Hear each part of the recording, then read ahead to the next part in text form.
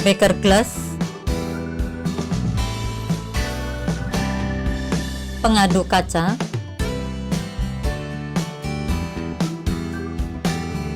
pipet volume 10 ml,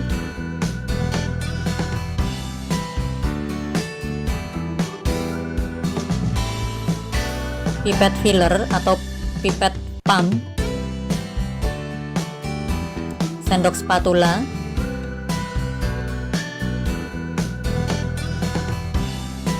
pipet tetes, buret,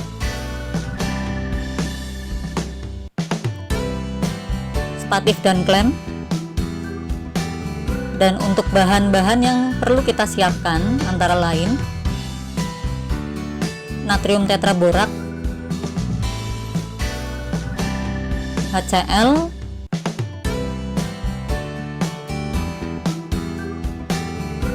indikator penoftalin, indikator metil merah,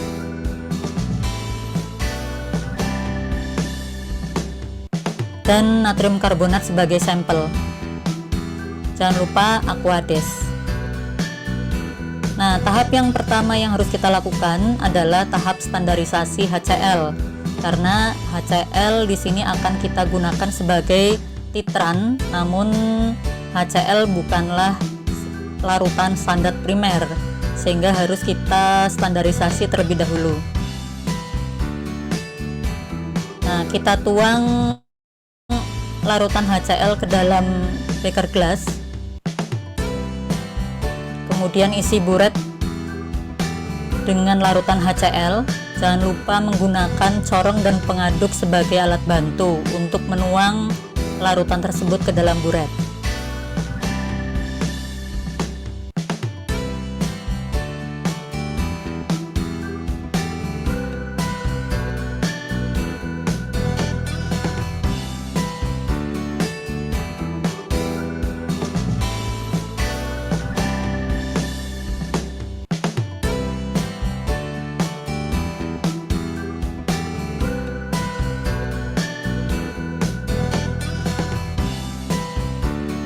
Nah, pastikan bagian bawah buret tidak ada gelembung udara, sehingga buret benar-benar terisi dengan larutan HCl. Paskan pada tanda batas di minuskus 0.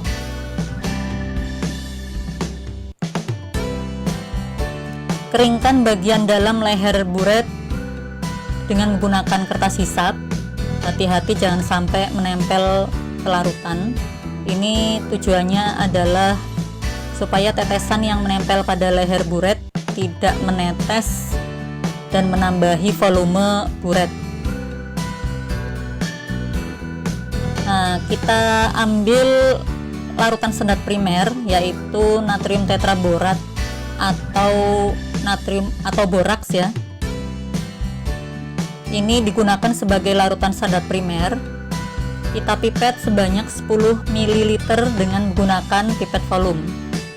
Jangan lupa bilas pipet volume tersebut dengan larutan standar primer tersebut dan buang air bilasan untuk memastikan tidak ada pengotor yang ada dalam pipet volume tersebut.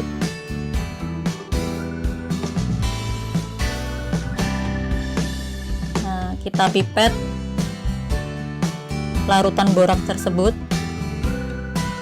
pastikan lurus dengan mata kita ketika membaca tanda batas pada pipet volume. Tuang ke dalam Erlenmeyer.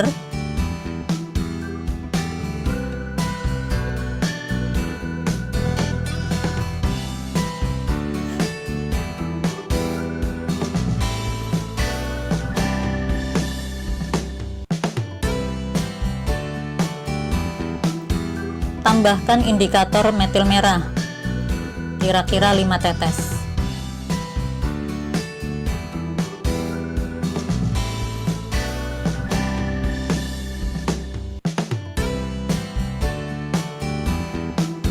Nah, indikator metil merah pada larutan boraks ini akan berwarna kuning karena boraks bersifat basa.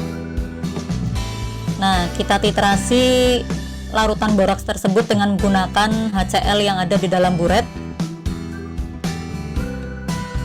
Titik akhir titrasi ditandai dengan perubahan warna jingga atau orange.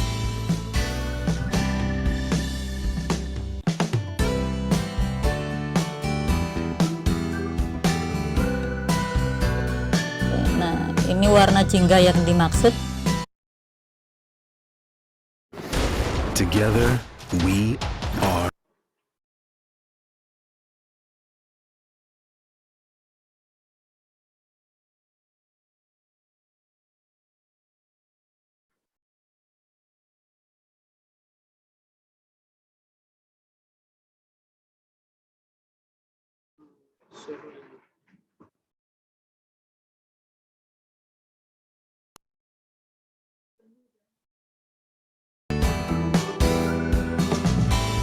Nah, jangan lupa untuk membaca volume larutan HCl yang digunakan untuk standarisasi. Nah, tahap yang berikutnya adalah tahap preparasi sampel. Sampel yang kita gunakan dalam praktikum kali ini adalah natrium karbonat teknis. Pastikan menimbang dengan neraca analitis.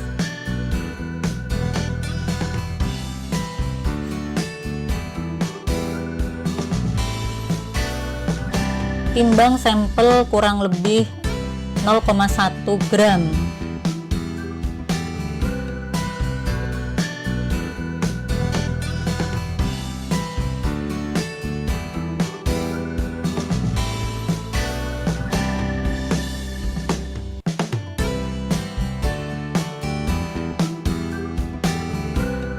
Catat massa dari sampel yang kita timbang tersebut.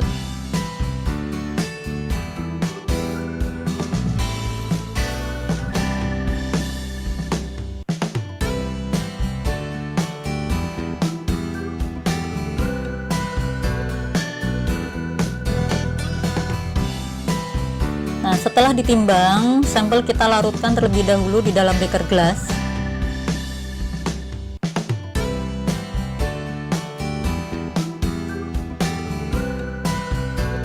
Bilas botol timbang supaya sisa-sisa natrium karbonat yang tertinggal di botol timbang benar-benar bercampur dengan serbuk natrium karbonat yang lainnya.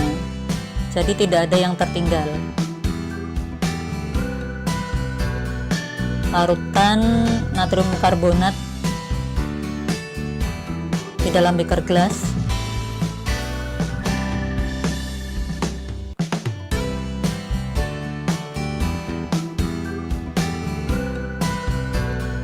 Pindahkan ke dalam labu ukur 50 ml. Jangan lupa menggunakan corong dan pengaduk sebagai alat bantu untuk menuangnya ke dalam labu ukur.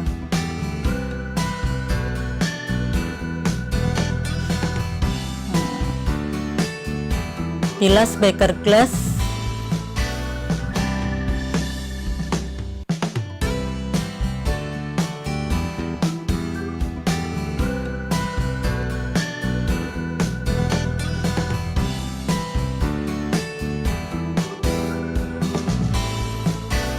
Tambahkan aquades ke dalam labu ukur. Hati-hati jangan melebihi tanda batas.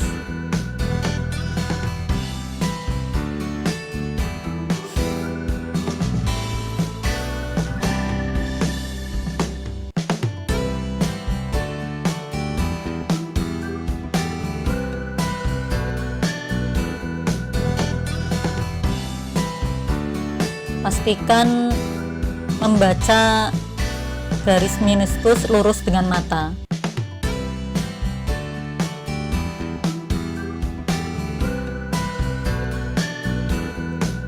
Kita keringkan bagian dalam leher dari labu ukur untuk menghindari Aquades yang menempel pada leher labu ukur itu menambah volume dari labu ukur yang volumenya sudah pas di tanda batas. Kita homogenkan larutan tersebut.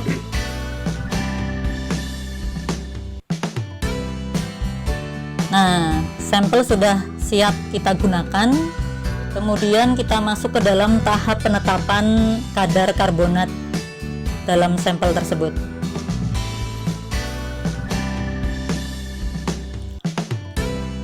Isi buret dengan larutan HCl yang sudah kita standarisasi tadi.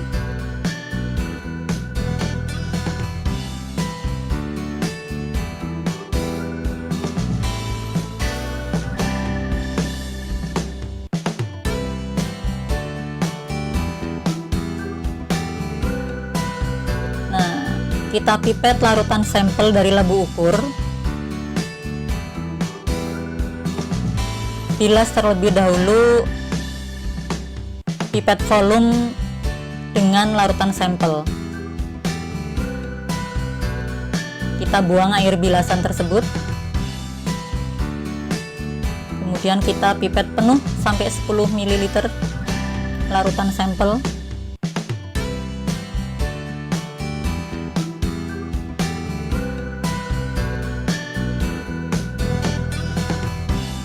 Kita tuang ke dalam Erlenmeyer. Perhatikan cara menuang ke dalam Erlenmeyer. Labu Erlenmeyernya harus kita miringkan dan kita tuangkan larutan dari pipet volume posisi tegak lurus dengan ujung menempel pada leher Erlenmeyer atau pada dinding Erlenmeyer.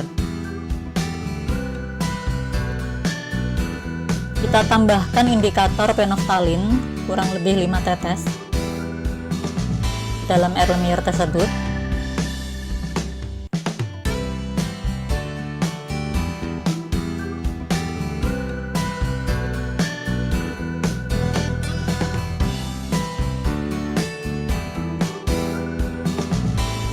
Nah, kita titrasi dengan menggunakan larutan HCl sebagai titrannya.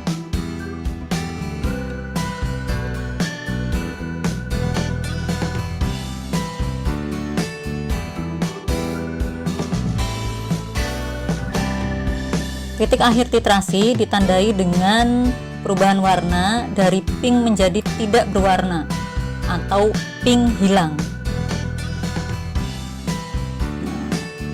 Jangan lupa catat volume HCl yang diperlukan untuk penetapan kadar karbonat tersebut. Nah, sekarang ayo kita pelajari cara menghitung kadar karbonat. Penentuan kadar karbonat pada dasarnya menggunakan metode titrasi asidimetri yang didasarkan pada reaksi penetralan, di mana basa karbonat dinetralkan dengan H+ yang berasal dari asam klorida. Nah, pertama yang harus kita hitung adalah normalitas dari natrium tetraborat yang kita gunakan sebagai larutan standar primer. Nah, di dalam botol tertulis bahwa natrium tetraborat yang ditimbang sebesar 5,7215 gram kita masukkan sebagai GR. Kemudian dia dilarutkan dalam 3000 ml Aquades, berarti kita masukkan 3000 sebagai nilai V. Kemudian MR dari natrium tetraborat sebesar 381,42. Kemudian kalikan dengan N sebagai nilai valensi dari natrium tetraborat yaitu sebesar 2. Maka kita peroleh N dari natrium tetraborat sebesar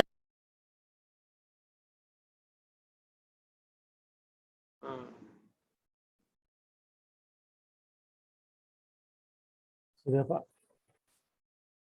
Isi ya Pak? Diskotik ya, Sehingga Pak? kami siap beraktivitas di bulan Ramadan. Nah, masuk lagi nggak Pak? sebesar 0,01 N. Nah, sekarang kita hitung berapa normalitas HCl berdasarkan hasil dari standarisasi HCl menggunakan natrium tetraborat. Nah, di sini kita menggunakan rumus NaHCl kali VHCl sama dengan N natrium tetraborat kali V natrium tetraborat. Nah, berdasarkan titrasi kita peroleh VHCl sebesar 5,20 ml. Sementara normalitas natrium tetaborat berdasarkan pituan sebelumnya adalah 0,01 normal dikalikan volume dari natrium tetraborat yang kita pipet menggunakan pet volume sebesar 10 ml. Diperoleh normalitas HCl sebesar 0,0192 normal. Nah, yang terakhir kita hitung kadar karbonat dengan menggunakan rumus persen karbonat sama dengan N kali 2V HCl kalikan BeCO3 kalikan Fp per miligram sampel kali 100%. Kita masukkan nilai N dari HCl sebesar 0,0192, kemudian kita kalikan dengan volume HCl yang diperoleh dari hasil literasi yaitu sebesar 7,3, jangan lupa kalikan 2.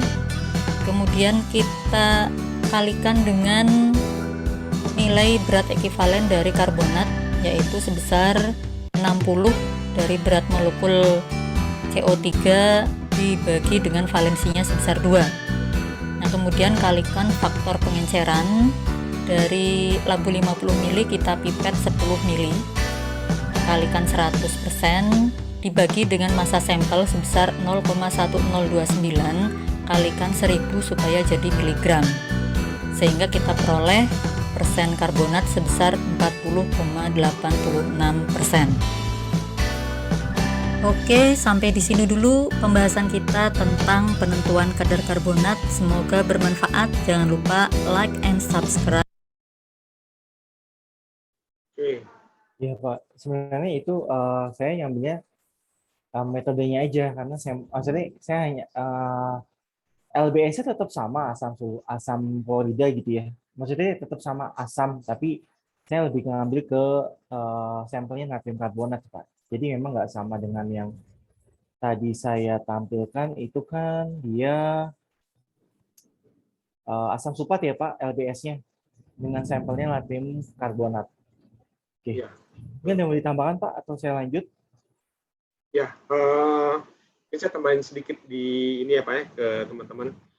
Pengulangan aja, tadi kan sudah dijelaskan oleh Pak Arifin ya teman-teman. Jadi kalau bicara mengenai titrasi ini kan ada titrasi asidimetri, ada juga alkalimetri nih di sini. Tadi ada di atas. Nah kalau asidimetri, berarti larutannya di dalam uretnya apa?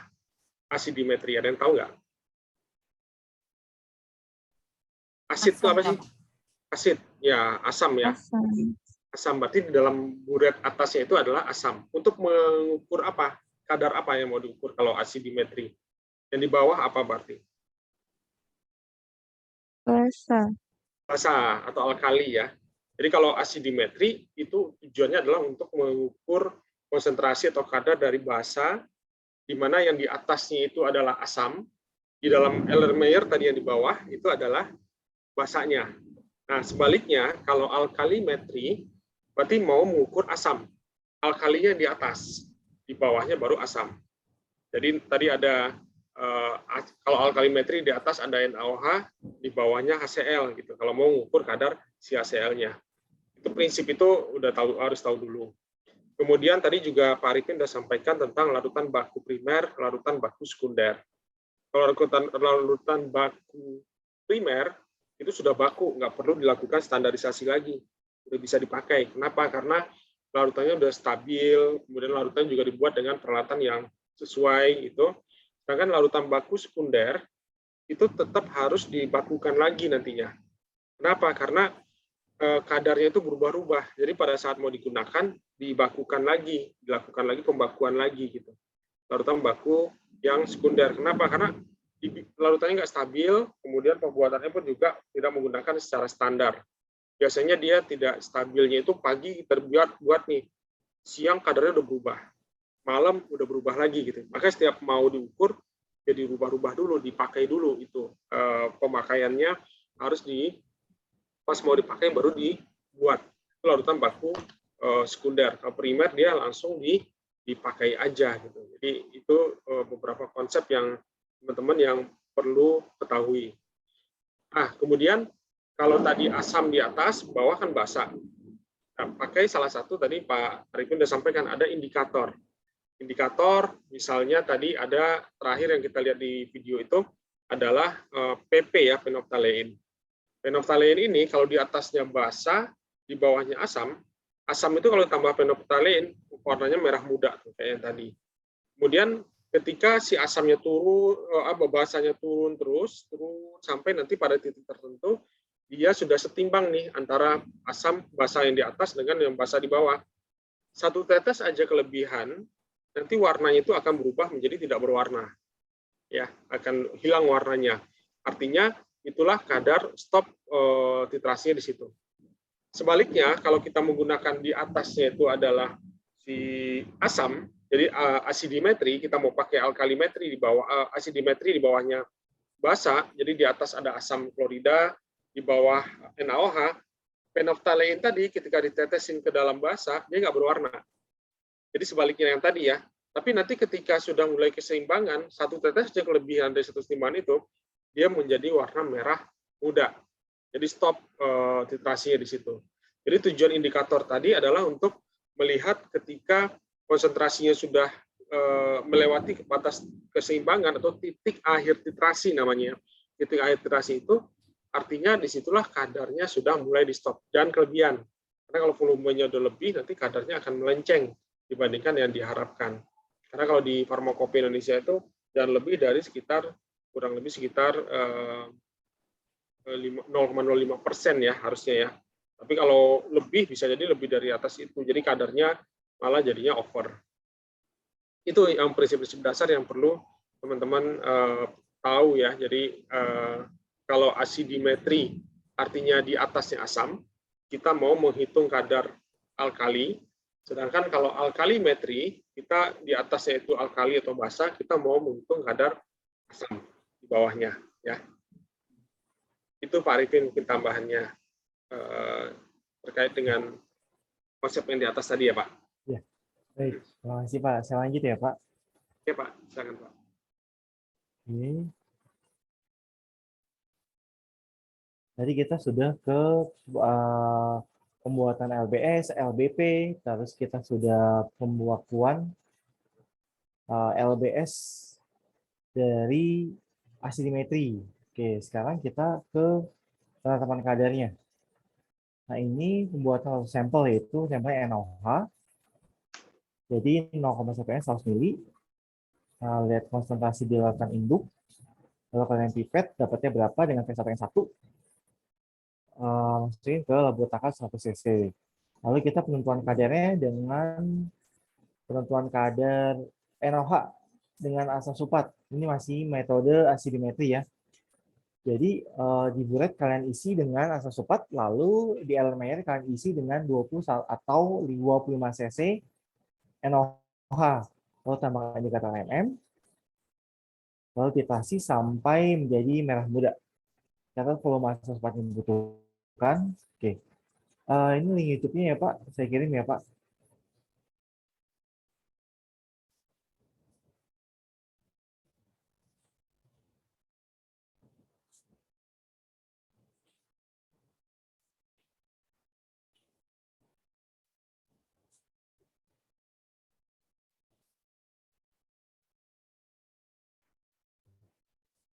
Jadinya Pak lagi ada keperluan. Oke, nanti kita lanjut lagi aja ya. Lanjut dulu ke berikutnya. Nah, sekarang ke alkalimetri. Nah, untuk alkalimetri sendiri, kita menggunakan, Pak, maaf saya kirim link YouTube-nya, Pak, untuk penetapan kadar NaOH yang asam sulfat. Ya, boleh Pak. Sudah saya kirim ke chatbox, Pak.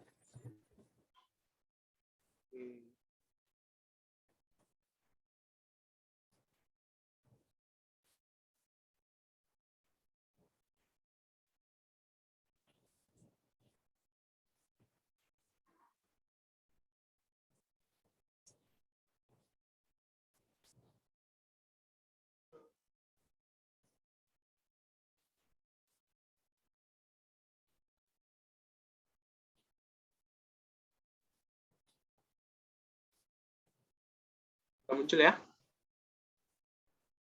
Ya, Pak. 3 Ramadan, wah mirip nih hari ini. Kita pelan-pelan. Ini lihat kayak juga siswa, abangnya sambil berdiri ya.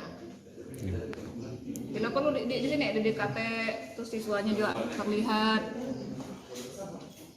Oke ya. Nah ini karena teorinya 10. Kita lihat kalau dia benar muat konsentrasi segitu harusnya segitu volume yang butuhkan. Kita cek ya. Jadi Mika nanti bisa tahu volumenya kalau ibu sudah melakukan ya. Ini di dekat bang kesini videonya terus kawan-kawannya dilihat ya. Nah. Belum, tapi hampir ini ya. Nah sedikit lagi kayaknya. Ini sudah mau habis ya. Sedikit lagi. Teorinya 10. Kalau konsentrasinya betul. Nah, setiap tetes yang masuk ke sini itu berwarna merah ya. Tunggu aja gitu ya. Nah, boleh kita biarkan. Oke, nanti kita akan menentukan kadar cuka dan obat dengan prosedur seperti ini ya. Mungkin indikatornya berbeda. Tergantung berubah. Nah, digoyang ya. Digoyang terus. Jadi kelihatan dari alunan tangan ya, kalau orang IPA atau ilmuwan ya, enggak kaku, lemes, tangannya lemes, goyang ya. Kalau goyang kejong-kejong gitu enggak usah lah ya, enggak usah masuk kedokteran atau farmasi ya. Nanti kejong gitu. Nah, harus bisa. Kalau dokter, farmasi pasti dia bisa nih tahu ya. Nah, pemulai ya, mulai merah. Terus hampir 10. Belum, masih jauh. Sampai habis ini ya, sampai habis keran itu 10. Terus ya, di dekat situ hilang, pinknya ada titik hilang. Kawan-kawan lagi masuk ya Bang kamera. Nah, belum. Berarti kalau misal sampai habis dia enggak pink, berarti kita tambah lagi ya. Pasti konsentrasinya enggak benar lagi segitu ya. Nah, salah satunya. Entah yang mana. Ini sebenarnya tangannya sebelah kiri harusnya pegang keran itu ya teman-teman ya. Tapi pinknya menipu. Nggak lepas ke Iya, ini. Pak. Ini satu hal yang salah ini gambarnya. Kayaknya dia tadi bisa dokumentasi kayak Iya, hilang. Goyang lagi Harusnya tangan hilang. kiri itu udah siap-siap untuk pegang keran kan Pak ya. Tapi begitu ada perubahan warna sedikit, keran ini tangan udah langsung otomatis menutup. Bukan satu tangan begini. Sabar ya. Hampir. apakah kamu lihat posisi lagi dokumentasi Pak? Karena ini juga sih Pak, mungkin dia udah tahu volumenya nanti berapa, jadi dia nggak sabar. Jadi kalau Anda Langsung aja neteskan sampai volume indikator sekian. BTB misal di sini berarti warna biru, dalam asam kuning gitu ya. Kita coba nanti dengan BTB satu lagi ya. Ke WhatsApp ya. Saya agak cepat kan biar netesnya ini. Ini nggak dicepetin kali ya Pak, ini sama sih. Boleh Pak.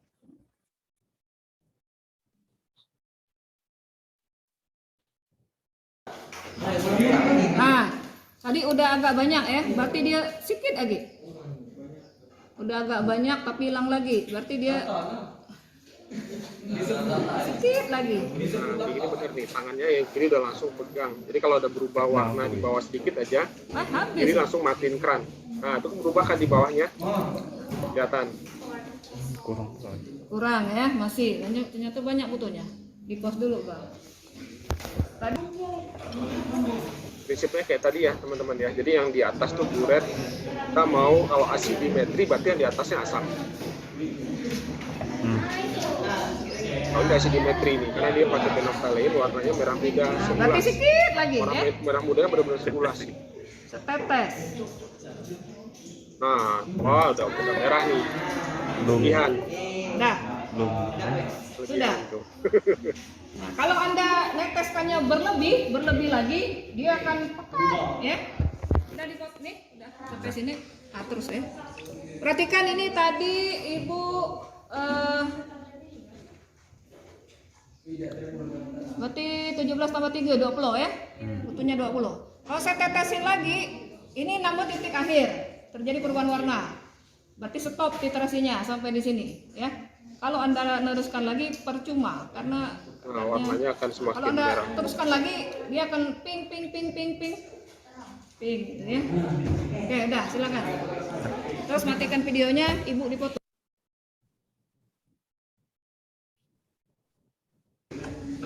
Nah, kuning kemerah-merahan. Ini tadi NaOH, HCl-nya 1 mili saja karena Lagi bawa darah. tadi terlalu pekat ya. Jadi tidak usah banyak-banyak, HCl-nya 1 mili.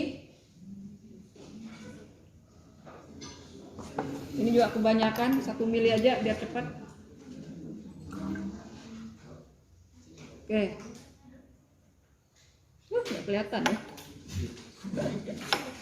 1 mili tidak kelihatan. 5 mili berarti tambah 4. Oke.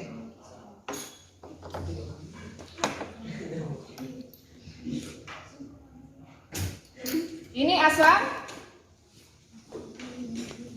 Asam ya.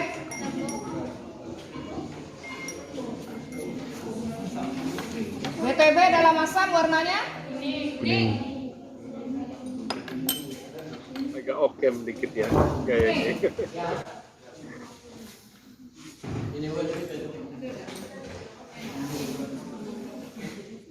BTB dalam asam warnanya kuning. BTB dalam basa warnanya ini basa. Saya coba, harusnya ini basah ya tadi ya, cuman karena udah ditetesi dengan itu ya. Ini BTB. Jadi dia dalam suasana asam berwarna kuning, dalam suasana basah dia berwarna biru. Ini tadi 5 mili, ini 7 mili, berarti masih kurang ya. NaOH-nya kurang. NaOH-nya kita tambah lagi jadi 3 mili. tadi aja 17 ya, 5 mili berarti. Saya mulai dari tengok mulainya aja kan.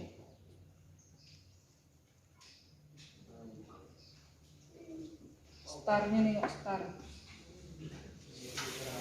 Belum. Petikan aja ya kamu. Di video. Ya. Sampai hijau. Mulainya 1,7.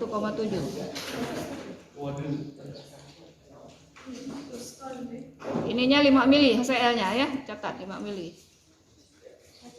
Nah, hampir biru. Tut.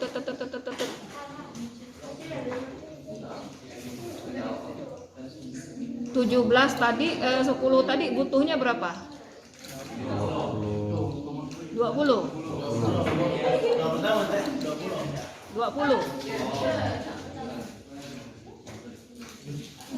Ini ya, dilihat ya, ke bawah ya videonya. Nah, dia udah mau hijau, udah mau kuning, Anda pelan-pelan. Masih ya. Berarti kalau dari 1,7 tambah 10, ini udah belum ya.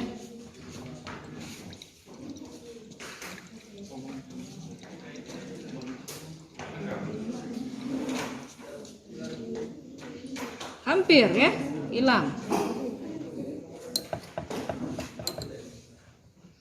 Hampir.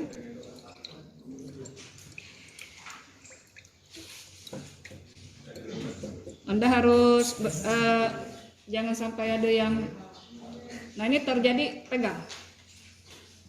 Udah. Nah, panas tak? Panas. Nah, kalau panas berarti terjadi reaksi apa? Eksoterm ya. Oh.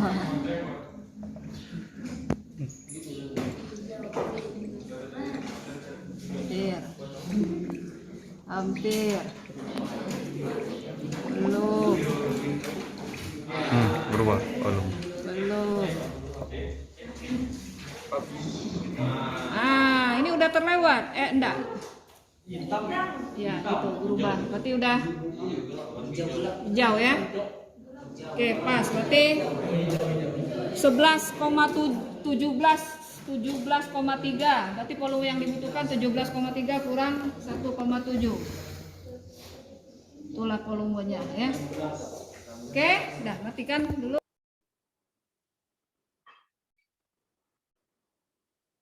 Dah, Sudah, Pak. sudah.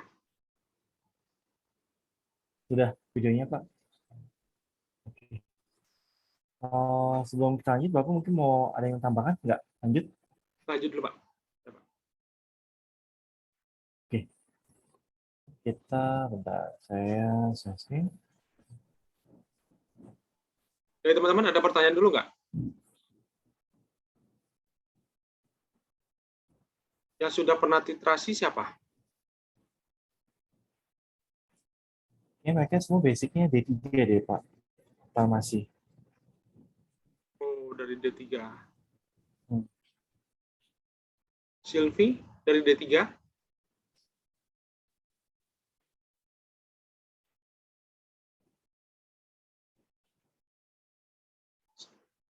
Siva? Halo Siva. Sylvie, Siva. Pada di jalan mungkin, Pak. Ya, Bapak. Sylvie dari D3 apa dari SMA?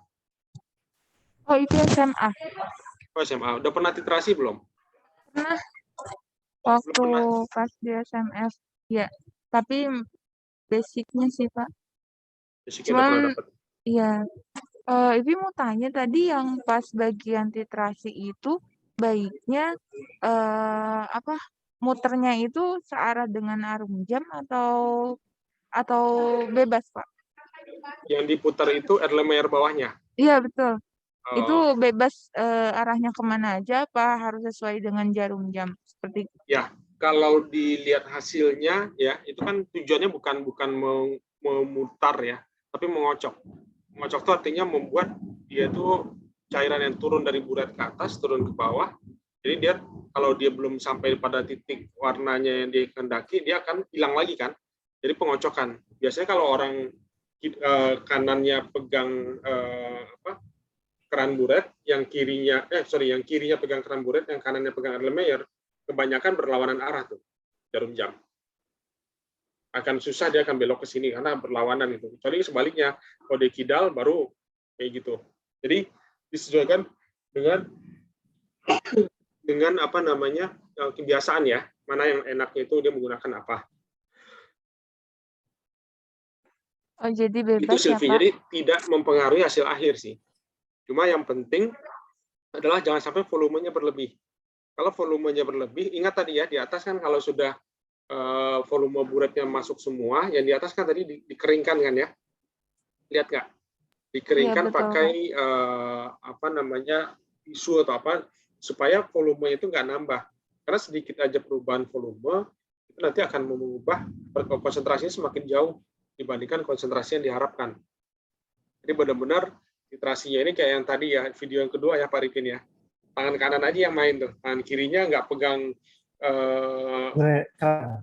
kerannya sama sekali. Iya.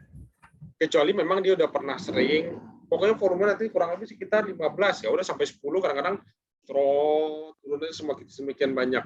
Udah di angka 12 baru nanti pelan-pelan. Itu bisa aja kalau mau ada pengalaman ya.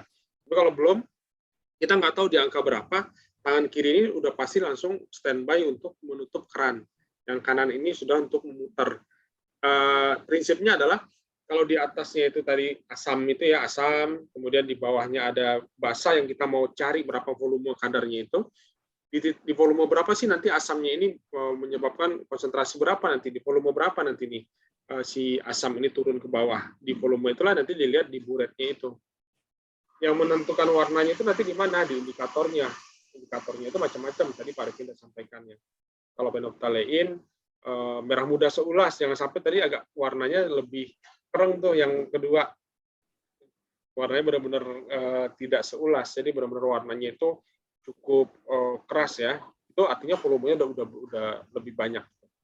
Itu Silvi. Yang lain mungkin kalau ada pertanyaan? Pak, satu Ya. lagi mau mastiin buat yang hasil volumenya itu diambil dari yang lekukan bawah atau garis atasnya? Nah, ini juga pertanyaan bagus nih. Jadi kalau ada garis gitu ya. Jadi kalau ada nggak di sini ya, sebentar. Jadi kalau di dalam satu pipet dalam buret itu kan ada garis nih. Garisnya menandakan volume 0 dulu di atas kan. Nanti kalau untuk melihat hasilnya berapa. Nanti lekukan yang paling bawah, ini kan miring begitu ya. Miring, lekuk begitu, kayak setengah lingkaran begini. Itu yang paling bawah itu menyentuh di garis berapa, itulah yang dijadikan sebagai volumenya. Jadi bukan yang di atas, bukan garis di atas, tapi Meniskus bawah volume ya, yang, Pak? ya, meniskus bawah namanya. Meniskus bawah. Nah, jadi Meniskus pada bawah. saat Itu yang bagian bawahnya. itu dimulai dari start awal ya. Jadi 0,0 di atas itu juga yang paling tengah-tengahnya itu biasanya kan bulat begini ya. Tengah-tengah bawah itu di angka 0. Nanti begitu ngelihat berapa volumenya di meniskus bawah itu juga nanti yang teman-teman perlu perhatikan. Ya, baik. Terima kasih, Bapak. Oke. Mungkin yang lain kalau ada pertanyaan Oke, silakan ada ya, lagi? langsung aja ya. Cuacanya nggak mendukung nih, Pak. Iya. Bikin Hujan. unstable. Betul, saya juga putus-putus dari tadi. Oke, ada pertanyaan lagi? Ada lagi teman-teman? Jadi tadi memang sebenarnya basic udah juga sama Pak Charles ya. Jadi kalau kita asidimetri, dia yang diburet tuh adalah LBS-nya, yaitu asam sulfat gitu. Kalau di alkalimetri, dia yang diburet LBS-nya adalah NaOH. Iya. Oke, kita lanjut ke alkalimetri. Lanjut ya, Pak. Iya, silakan Pak. Oke. Alkalimetri pertama adalah proses pembakuan. Jadi pertama kita harus buat dulu LBS-NaOH ini sendiri. Dengan normalitas 0,1 N 250 mili. Nah, kita lihat lagi tadi sama prinsipnya pakai P1N1. Kita pipet berapa mili yang diambil dari NaOH yang tersedia di larutan induk yang ada di lab. Oke, lalu kita ke pembuatan LBP-nya. Jadi asam oksalat sendiri dibuat 0,1 N 100 mili. Jadi kita lihat konsentrasinya di lab itu asam oksalat yang LBP yang udah diencerin dia berapa N. Sama prinsipnya kayak tadi P1N1. Lalu kita ke proses pembakuan NaOH dengan larutan asam oksalat. Jadi pembakuan dari LBS-nya dengan LBP. LBS-nya itu NaOH, LBP-nya adalah larutan asam oksalat. Nah, di sini pipet diisi dengan NaOH, sampel dipipet atau asam oksalat dipipet 20 atau 25 cc. Lalu tambahkan indikator PP, lalu ditasi dengan NaOH sampai berubah warna menjadi merah muda. Oke, kalau PP di situasi basah dia awalnya tadinya tidak berwarna, ya, dia menjadi biru. Oke, di sini keterangannya, enggak. Oh, merah muda. Jadi di sini NaOH ditambah, asam oksalat ditambah PP. Berarti ya asidimetri berarti ini Pak. Yang di atasnya NaOH kan ya. Berarti PP dia Basah. Berarti warnanya basah merah ya, Pak muda. ya? Ya, Betul. jadi tidak berwarna menjadi merah ya, Pak ya? Kalau yang sekarang itu merah menjadi tidak berwarna kayak yang tadi. Ini ya, Pak ya? Karena kita pakai NaOH ditambahkan dengan itu langsung warnanya langsung merah. Nanti hasil akhirnya ketika warna merahnya hilang. Oke. Ini nih YouTube-nya saya share ke Bapak ya, Pak. Boleh, Pak.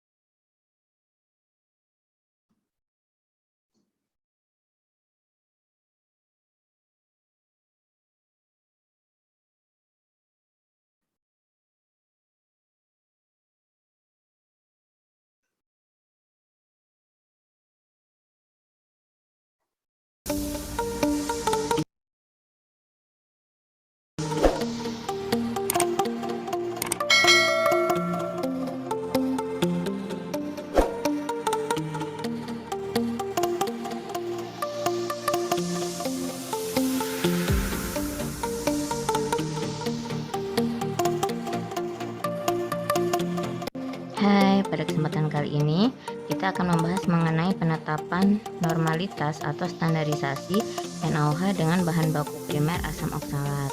Nah, ini adalah alat dan bahan yang dibutuhkan. Oke, pertama kita timbang kurang lebih 0,63 gram asam oksalat. Jangan lupa untuk mencatat bobot kaca arlojinya, yaitu sebesar 20,0066 gram. Kemudian kita timbang bahan baku primer asam oksalat.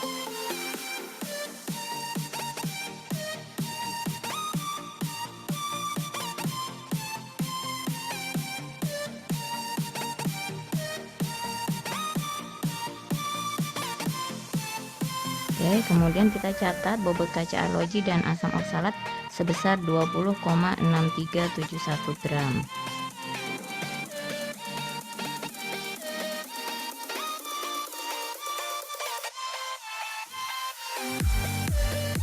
Kemudian asam oksalat dilarutkan ke dalam labu ukur 100 ml. Kita pasang corong dan pengganjal seperti berikut ini. Kemudian kita masukkan asam oksalat menggunakan batang pengaduk.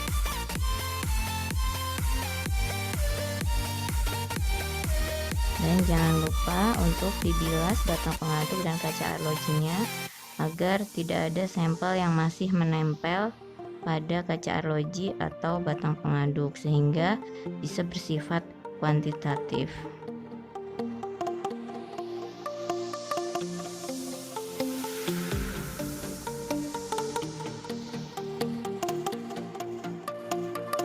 Oke, kita bilas juga corongnya menggunakan Aquades. Oke, kemudian kita tambahkan Aquades sampai tanda tera. Mata sejajar dengan tanda tera.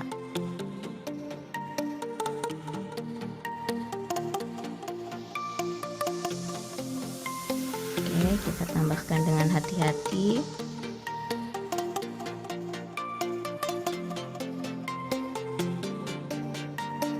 Tadi meniskus bawah ya. Nah, pas di bawah kan, yang kanan kiri itu lebih di atas tuh. Nah, itu. Oke. Kemudian kita tutup labu takarnya, kemudian kita homogenkan seperti ini.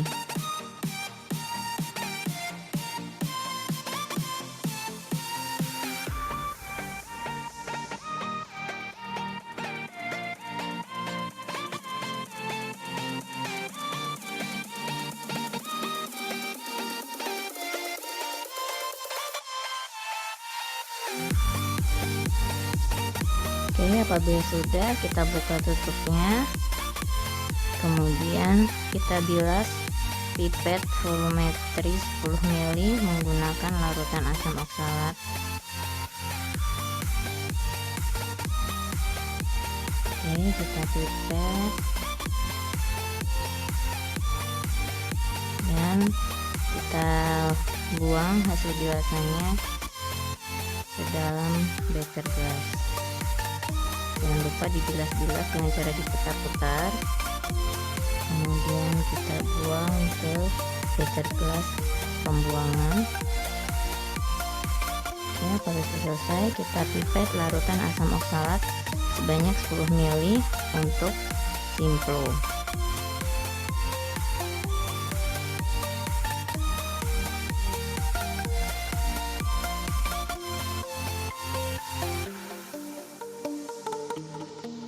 Oke, jangan lupa pipet, seka, himpitkan. Nah, mata harus sejajar dengan tanda tera. Kemudian posisi labu ukur 45 derajat. Pipet volume tegak lurus.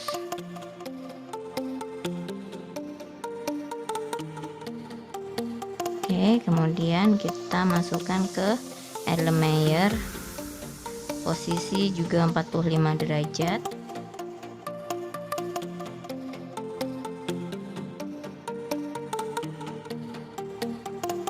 Oke. Kemudian kita encerkan dengan Aquades sesuai kebutuhan, sekitar 50 sampai 100 ml.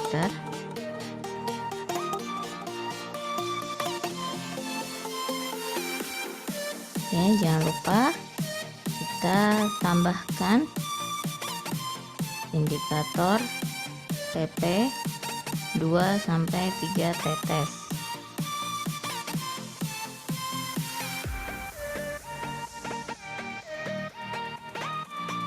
Oke, kemudian buret sudah diisi dengan NaOH 0,1 N sebagai pengikat, dan larutan asam oksalat kita titar dengan NaOH hingga titik akhir merah muda seulas.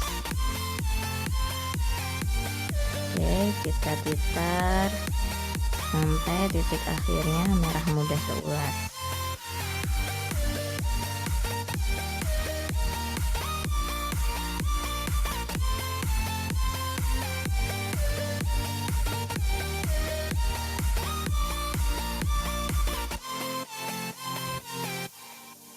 Oke, kita titar terus sampai mencapai titik akhir. Nah, diperolehlah volume untuk simpel sebesar 9,5 ml. Bagus, Titik warna akhirnya merah muda seulas benar-benar ya. seulas ya, nggak pekat. Oke, lanjut kita pipet lagi 10 ml larutan asam oksalat untuk pengerjaan duplonya. Oke, pipet, seka, himpitkan. Ya, kalau duplo tadi udah persis sama dengan yang tadi ya. Oke. Ya, jadi saya tambahin ya Pak Ripin. Tadi kan udah teman-teman lihat ya, kalau yang sudah pernah lakukan pasti sudah tahu konsepnya seperti apa. Tapi kalau belum pernah melakukan praktikum menggunakan titrasi ini, ya titrasi itu tadi alatnya itu kan di atas ya. Kalau kita ngomongin yang barusan terakhir, itu di atas basa atau NaOH, ada OH-nya di belakang atau hidroks basa itu. Basa berarti pH-nya berapa, teman-teman?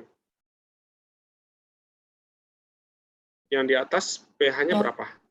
Di atas 7, Pak. Pasti di atas 7 ya, saya lihat di atas 7. Yang di bawah asam nih. Asam di bawah ini pasti pH-nya di bawah 7. Nah, pH di bawah 7 ini karena dia asam, ditambahin dengan indikator phenolphthalein tadi, PP, dia nggak berwarna apa-apa. Jadi kalau asam ditambah dengan PP, nggak berwarna, karena dia di bawah 7. Nah, ketika dia pH-nya di bawah 7, mungkin pH-nya 3 atau berapa lah gitu ya, 3 kita taruh pH-nya 3. Turunin, jatuhin terus, tetesin terus, NaOH dari atas, basa. Lama-lama naik nggak apa turun? Naik apa turun? Angkanya, dari 4 naik apa turun jadinya ketika ditambahin basa terus? Naik. Naik lah, dari 4 naik terus, pH-nya naik ke 4,5, 5, terus naik. Ketika sampai di angka 7, nah udah mulai tuh, ketika tetesannya itu sudah, dia masih asam, 6,9 asam, tapi ketika naik sampai di atas 7 sedikit, berarti larutan di bawah ini udah nggak asam lagi, berubah menjadi basa, karena dari atas basa ditambahin terus, otomatis konsentrasi basanya semakin tinggi. Ketika basa ketemu dengan si phenolphthalein ini, itulah berubah menjadi warnanya merah muda seulas. Itu prinsipnya seperti itu. Karena udah kelebihan konsentrasinya, disitulah disebut dengan titik akhir titrasi. Titrasinya selesai. Sebaliknya kalau misalnya tadi yang ada, kita lihat juga videonya ya, di atas asam, di bawah basa. Basa ditambah phenolphthalein, warnanya langsung merah muda.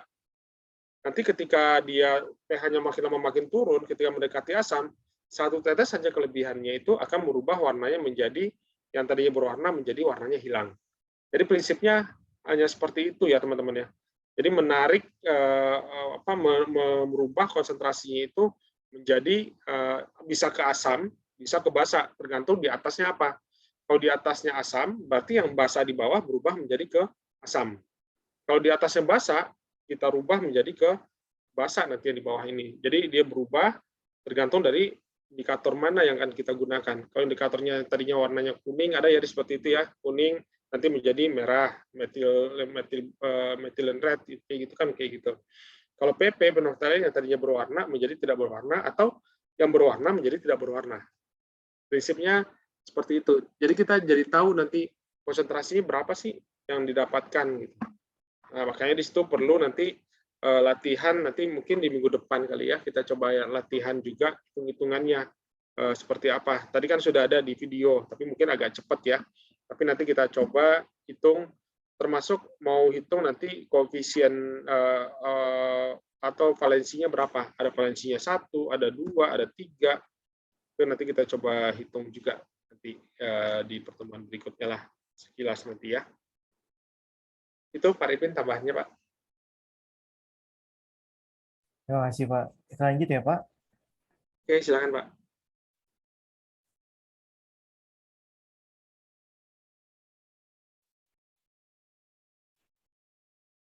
Lalu kita sekarang ke penerapan kadar. Penerapan kadar tadi kan LBS-nya kita udah bakukan ya dengan asam oksalat, yaitu LBS-nya NaOH. Sekarang kita penerapan kadar asam asetat. Yaitu pertama kita pembuatan lautan sampel. Jadi seperti biasa kita pakai V1N1. Jadi yang mau kita buat 100 cc dengan 0,1 N, kita lihat lautan induknya asam asetatnya itu berapa N. Nanti kita hitung dapat berapa cc dengan metode V1N1. Lalu selanjutnya ke penetapan kadar. Ini penetapan kadarnya.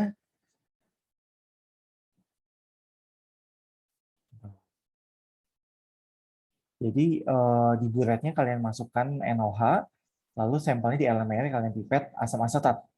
Lalu tambahkan dengan indikator PP. Lautan berubah dan menjadi warna merah muda. Jadi kan sampelnya ini sifatnya asam. Asam PP di asam dia tidak berwarna. Lalu menjadi merah muda ya, sesuai. Oke. Pak Charles, saya kirimin link YouTube-nya ya, Pak. Ya, Pak.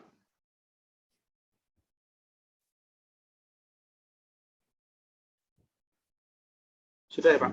Sudah.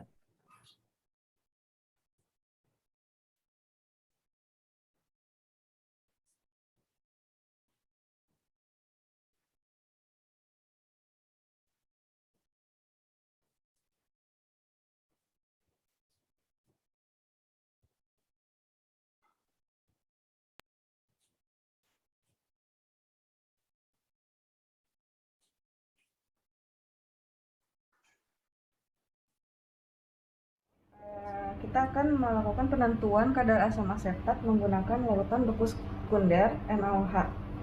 Bahan-bahan yang digunakan adalah NaOH 0,1 N sebagai penitar, kemudian indikator fenoftalen atau indikator PP. Sampel yang digunakan adalah sampel asam asetat. Jangan lupa untuk dalam melabeli fraksi atau sampel tidak boleh menghalangi atau menutupi buret, klem dan statifnya, kemudian corong dipasang di buret, diberi penyangga, kemudian propipet Erlenmeyer 2 biji karena dilakukannya secara duplo, kemudian kita tetes pipet volume 25 ml dan juga buangan beker gas untuk sebagai buangan. Jangan lupa untuk selalu dialasi alas warna putih agar warna yang terlihat lebih jelas. Yang kita lakukan adalah mengisi buret. Jangan lupa untuk gelembung di bawah sini harus dihilangkan. Cara mengisinya adalah menggunakan corong yang sudah disangga oleh kertas saring, kemudian diisi oleh penitar. Penitar kali ini adalah NaOH 0,1 N.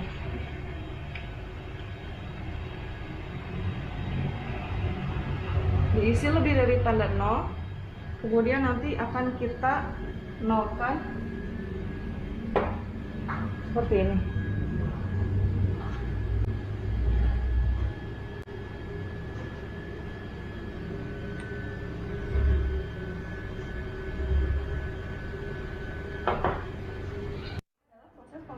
sampel menggunakan pipet volume. Pipet volume dipasang oleh pipet, oleh bulb, maksud saya. Kemudian sampel diambil. Posisinya lurus saat pengambilan.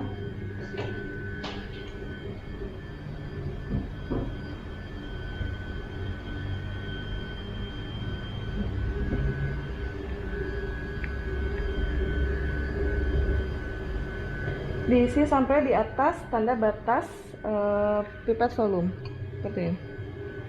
Kemudian dienolkan atau dipaskan dengan tanda batas dengan cara dikeluarkan sedikit dengan posisi 45 derajat.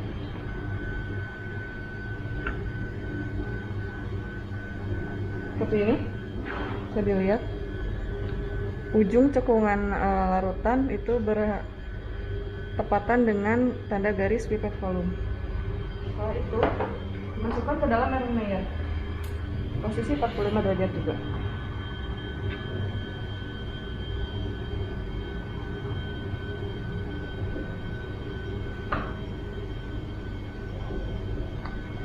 Pengambilan sampel ini dilakukan 2 kali karena akan dilakukan duplo.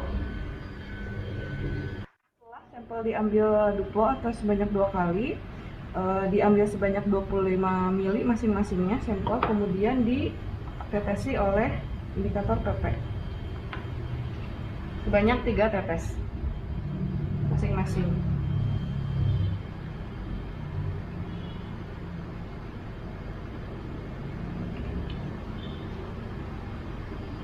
Setelah itu diaduk, dihomogenkan seperti ini, kemudian dititrasi.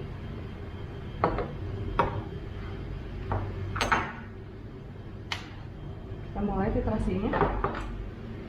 Untuk indikator PP, titik akhir titrasi adalah berwarna warna pertama merah muda yang muncul dan tidak hilang. Kita lihat ya titik akhir.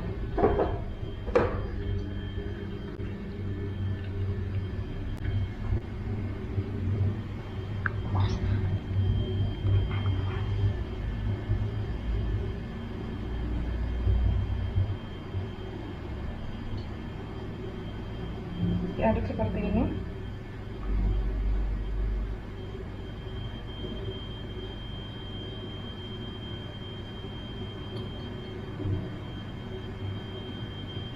Dapat dilihat warna pinknya itu atau merahnya masih hilang ya.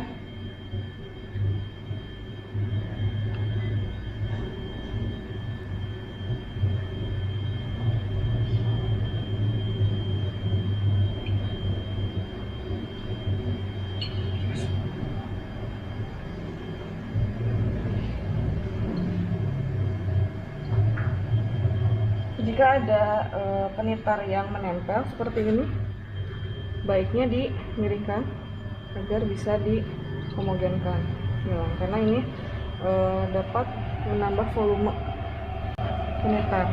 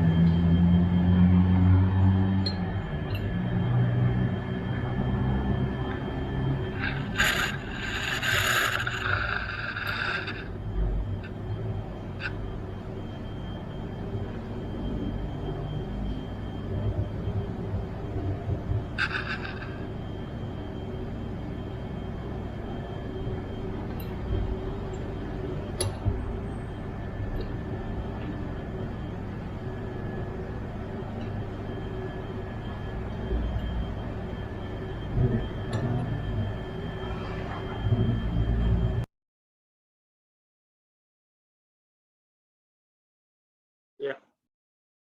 Itu tadi full ya belum. Pak videonya. Oke. Sudah selesai sih Pak. Kalau dari ininya tinggal yang tugasnya mau sekarang atau mau minggu depan aja Pak? Gimana Pak? sudah selesai, tinggal yang ini aja sih Pak. Oh, Percobaan. tinggal lembar kerja percobaannya Pak ya. Iya.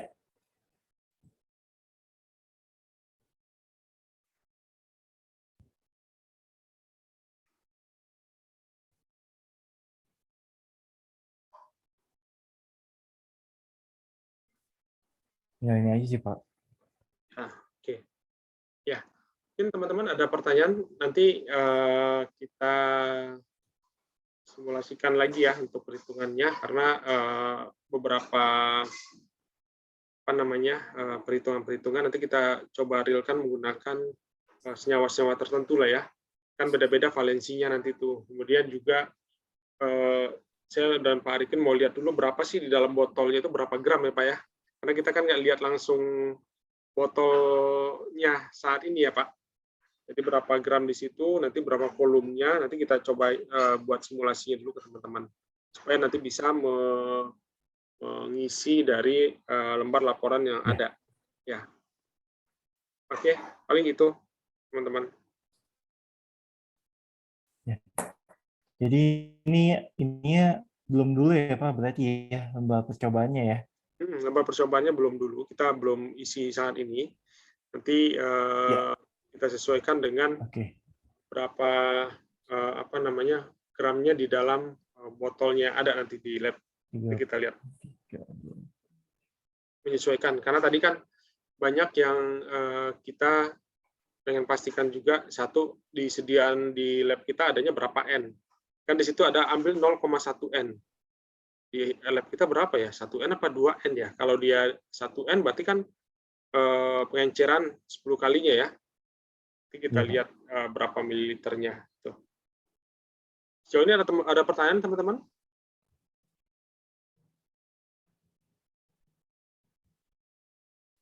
Pak, tadi saya telat gabung, Pak. Jadi masih ada yang belum ngerti. Jadi kalau LBS itu, dia itu yang ada di buret kan ya, Pak ya? Dan LBP itu sebagai pembakuannya, larutan pembakuan, kemudian penetapan kadarnya, zat yang akan diambil konsentrasinya berapa gitu kan ya, Pak? Benar nggak? Nah, terus jadi yang larutan baku primer itu larutan yang tidak perlu dilakukan standarisasi karena sudah dibuat dalam cara yang standar, lebih stabil. Dia bisa jadi dia menjadikan sebagai sampel nanti yang akan kita gunakan.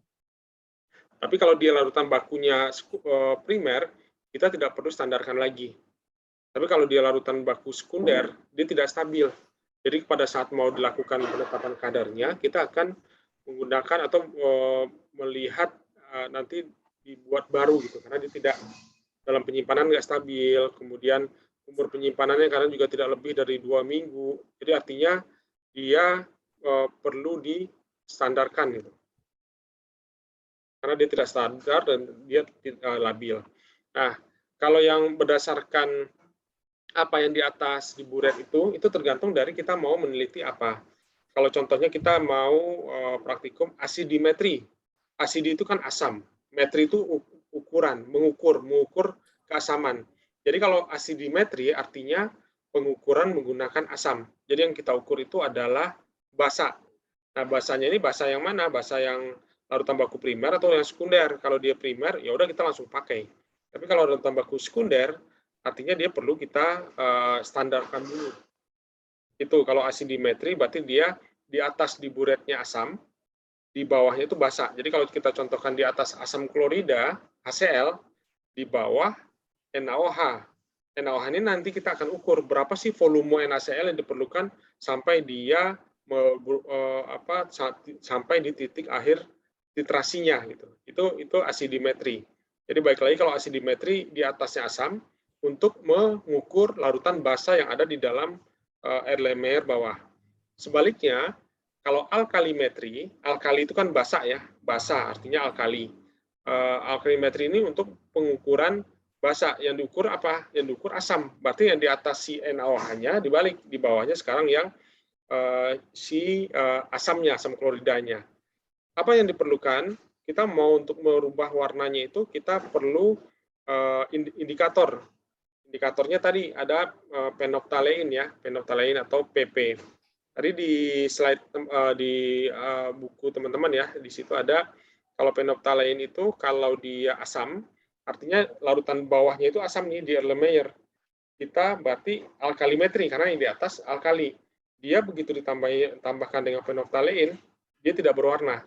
Tapi ketika ditambahkan basa terus-terusan dari atas, lama-lama dia akan berubah menjadi warna merah muda seulas. Tapi kalau dibalik nih, kita mau dengan bawahnya basa, di atasnya asam. Berarti ketika kita tetesin dengan phenolphthalein, dia udah merah dulu. Ketika ditambahin asam terus-terusan dari atas, lama-lama sampai titik akhir titrasi, dia berubah menjadi warnanya menjadi hilang. Jadi prinsipnya seperti itu. Tadi siapa? Sally ya. Kalau lihat dari percobaan yang tadi Pak, yang tugasnya itu berarti kita mentritrasinya itu 2 kali ya Pak, dengan LBP dan juga dengan LBS, benar ya Pak? Duplo itu artinya untuk melihat berapa, ada duplo, ada triplo ya, untuk melihat di konsentrasi berapa sih yang paling pas gitu. Karena kalau dilihat dari pertama kali aja bisa jadi oh salah nih konsentrasinya. Yang kedua kira-kira kalau sama lagi oh udah segitu. Tapi kalau agak jauh itu jadi pertanyaan ini mana yang tepat. Tapi karena biasanya diambil range-nya atau rata-ratanya yang diberikan berapa gitu. Jadi tidak melihat apakah dia LBP atau lautan baku sekunder ya. Tapi kalau di lautan baku primer langsung kita gunakan. Tapi lautan baku sekunder kita lakukan pembakuannya dulu, standarisasinya dulu gitu. Tapi kalau yang namanya duplo, triplo itu menggunakan 2 cara, 2 metode atau 2 pengulangan. Diulang 2 kali untuk melihat nanti kira-kira volumenya ini udah sesuai apa belum ya. Jadi untuk menghindari atau meminimalisir konsentrasi yang terlalu jauh dari yang diharapkan. Gitu ya Pak Arifin ya. Mungkin ada tambahan Pak Arifin. Ya, konsepnya sih gini ya, Sel. Jadi memang tergantung tadi posisinya mau asidi atau alkali gitu ya. Kalau mau alkalimetri berarti LBS-nya adalah asam dengan sampelnya adalah basa gitu ya. Tapi kalau mau kamu alkalimetri, kalau asidimetri LBS-nya asam, kalau alkalimetri LBS-nya basa. Nah, kalau untuk tadi kamu bilang, berarti kita nerapin 2 dong, Pak, LBS sama LBP. Enggak, tapi pernyataan adalah di tempat gini, Sel. Jadi LBS itu kita lakukan pakai LBP. Gitu.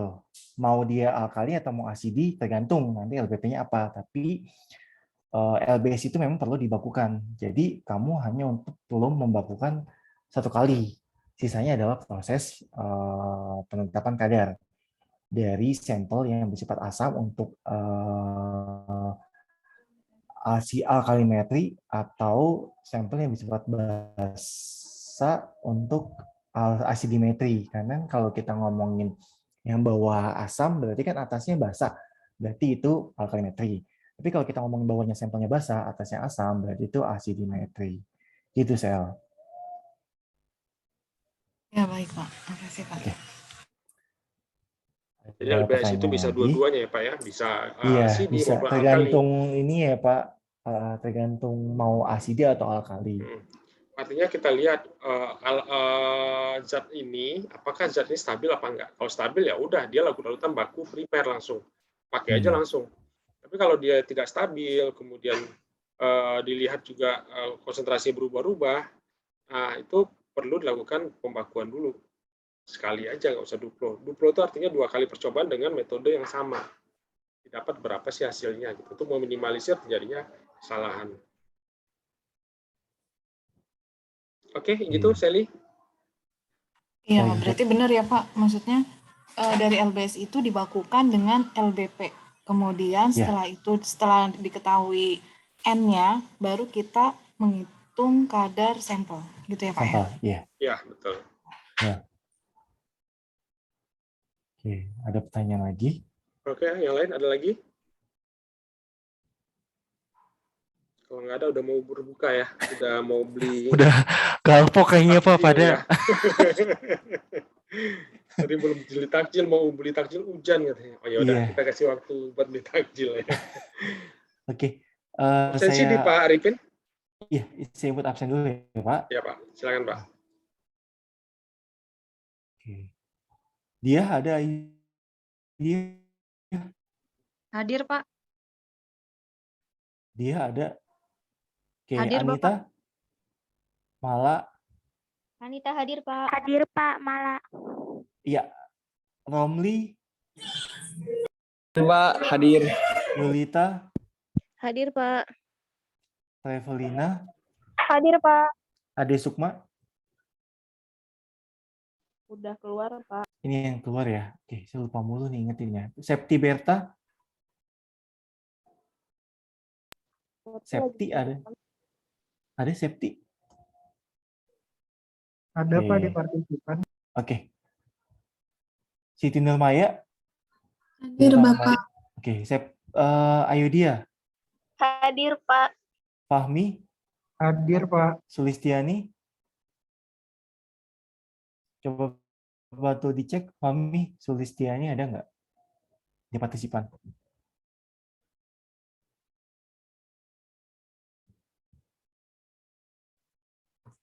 Kayaknya nggak ada, Pak.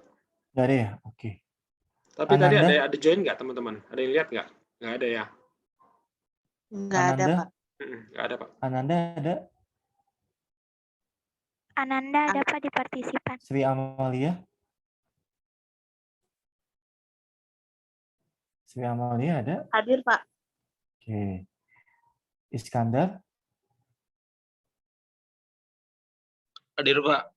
Oke. Nia Febriana? Hadir, Pak. Azahra? Hadir, Pak. Mutiara? Hadir, Pak. Nia Mulyani? Hadir, Pak. Septia Wafa? Hadir, Pak. Oke. Indah? Hadir, Pak. Hadir, Pak.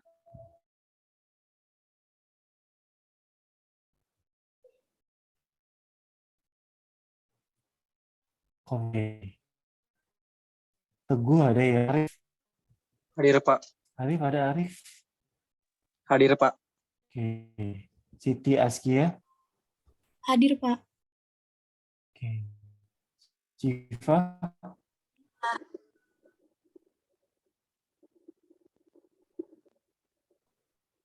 Oke. Ilmi? Sally ada, Sylvia ada.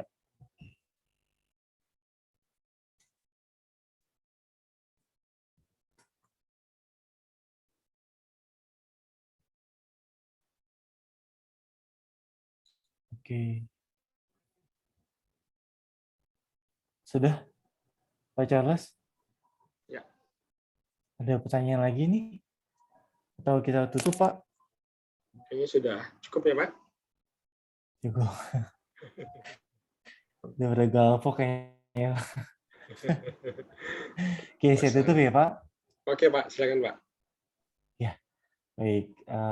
Saya atas nama pribadi dan atas nama Pak Charles mengucapkan terima kasih. Mohon maaf sebelum dan sudahnya. Selamat sore, salam sehat untuk kita semua, salam sejahtera. Wassalamualaikum warahmatullahi wabarakatuh. Terima kasih Pak Charles. Waalaikumsalam warahmatullahi wabarakatuh. Terima kasih Pak Arifin. Terima kasih teman-teman semua. Assalamualaikum warahmatullahi wabarakatuh. Pak.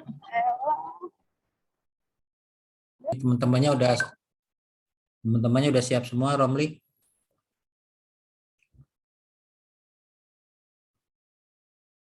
Halo, yang lain? Mana videonya? Iya Pak. Dibuka dulu.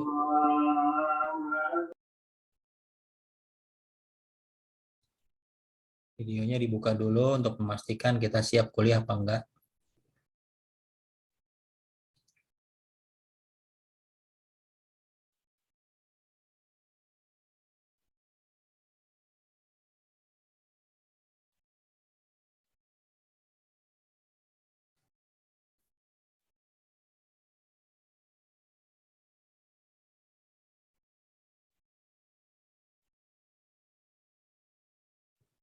Wah, dibuka lagi.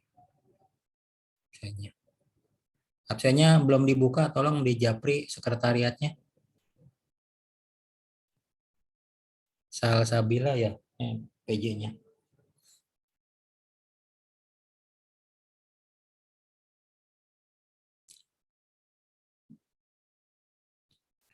Bagaimana?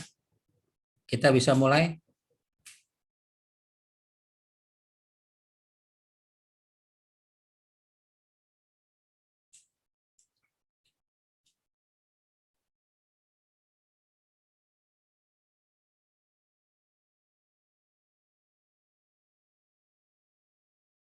Halo.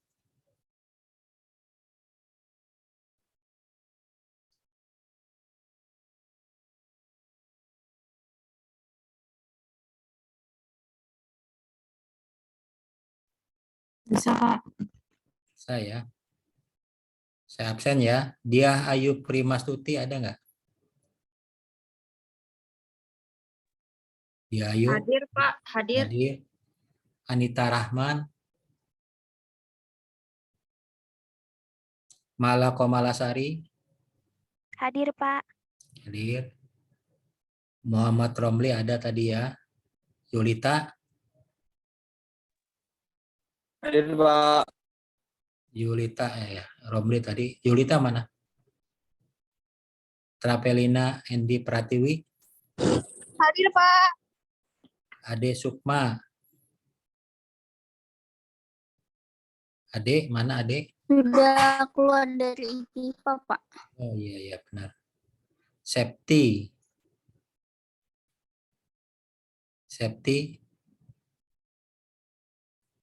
Belum hadir. Siti Nurbaya. Hadir, Bapak. Ayo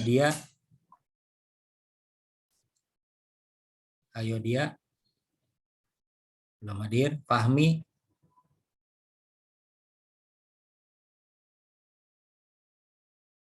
Sulistiani.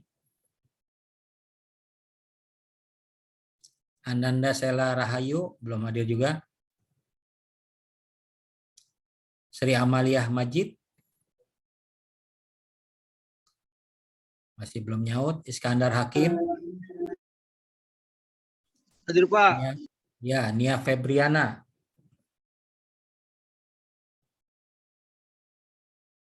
Azahra. Nia Mulyani. Hadir, Septia. Ya, Septia. Septia hadir, Pak. Indah Oktavia. Hadir, Pak. Hafifah. Hadir, Pak. Teguh. Teguh kayaknya tadi masuk tuh. Teguh. Arif. Hadir, Pak. Siti Azkia Zahra. Hadir, Pak. Siva Fauzia. Hadir, Pak. Selinia Melinda. Hadir, Pak. Silvi Nuraini. Oke ya, ini absennya belum dibuka nih. Tolong PJ-nya hubungi sekretariat biar dibuka. Oke, kita mulai saja ya. Ini juga kita nggak lama-lama, ini hanya meneruskan yang materi kemarin ya. Oke, saya izin share ya. Izin share yang melanjutkan yang kemarin.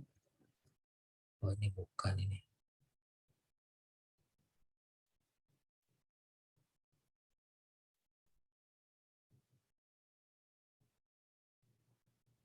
Ini udah terlihat belum?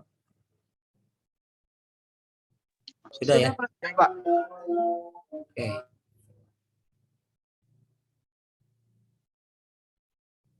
Kita masuk ke yang bagian kedua. Topik kedua ya. Kelarutan fase dalam cairan. Ya, kita kemarin minggu yang lalu telah mempelajari topik yang pertama ya. Kita lanjut topik yang kedua ya, insya Allah nggak usah lama-lama lah. Kita udah lelah nih, barusan juga kita terawih ya. Oke, kelarutan gas dalam cairan. Kelarutan gas dalam cairan.